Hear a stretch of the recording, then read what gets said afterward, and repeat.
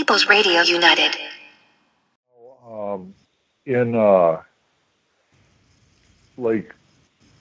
I've noticed that police departments are bringing in these, reformer police chiefs, and I say that very with a grain of salt, because, I remember back in my naive days when I was okay with law enforcement. I was a big fan of Matt Bostrom because he had this, character-oriented hiring criteria. And Matt Bostrom is the sheriff of Ramsey County.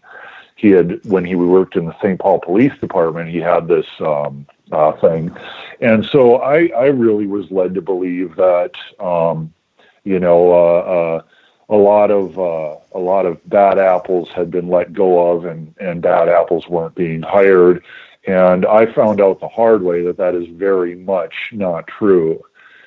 But he had this very nice presentation. Now I notice in St. Paul you have a new police chief, and I saw that he walked in the Martin Luther King Day, celebrating Martin Luther King Day.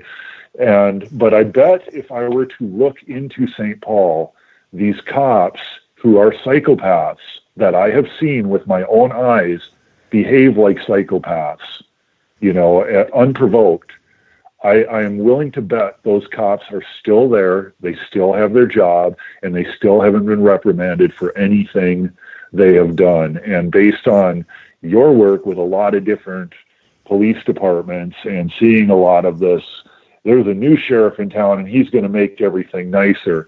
Am I right in saying that this is bullshit? Like, it's largely pretty much as a general rule. Yeah, it's largely bullshit. And there's a few reasons for that. Some of it's the chiefs themselves don't have the temperament for it or the guts or whatever. Some of them, and actually, if you talk about Axtell in the St. Paul Police Department, he is getting off to a good start. He's only been in the job for a couple months, so we'll give him a little bit longer. But, he is getting off to a good start. He does seem to be reform-minded or minded in some fashion of addressing some of these issues in some manner. But at the same time, even if let's give him the benefit of the doubt and say he's got the best of intentions and he came into town to do this thing. Well, he was promoted from within, but he's taken this role to really beef up accountability and transparency and really clean things up and make the St. Paul Police Department one that they can be proud of, blah blah blah, and all that stuff, right? Okay.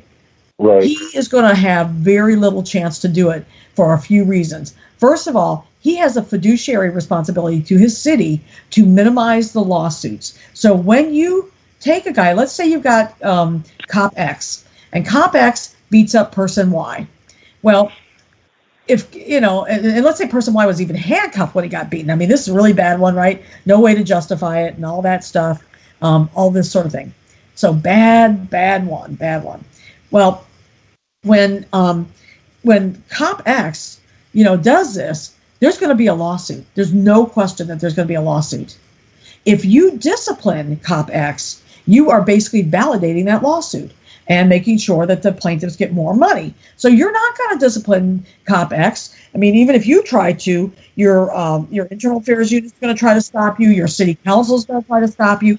They don't want you to discipline this guy, because if you discipline this guy, you're giving credence to the civil complaint. Okay, so that's a big deal. And that translates to money. And so for them, it's all about the money. Okay. Also, if you try to discipline this guy, you may very well, hurt the morale of the ranks, because they don't want to see people get disciplined. And that also means you're going to be going up against a powerful union.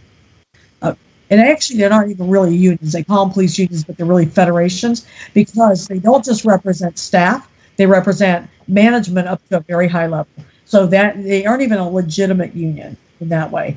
But, you're going to be going up against this very politically powerful force. Like in Minnesota, for example, no other groups or unions can endorse judges except police unions. Only police unions are allowed to endorse judges. That's that. Wow. What impact do you think it has on the judicial system? It's a hot mess. So basically, the bottom line is that is that even if you have all the great intentions in the world, and I don't question his intentions, he seems to be good. He is coming out to the community. He's pushing for things that might help, things like that. But he is going to run into all kinds of resistance from that union and from the city council, who does not want these chiefs to acknowledge any issues, because the more they acknowledge them, the more they validate lawsuits and things like that. And again, don't forget there's people that benefit from the police behaving like thugs in the first place, and those people also exert influence. So, largely the kinds of things that are going to help can't necessarily be the chief just on his own. It's going to have to be a lot of pressure from the community. And again, the things that help are things that enhance and increase accountability, not things where people can get together for over cupcakes and coffee once a month, whatever crap that is. That stuff's not going to help.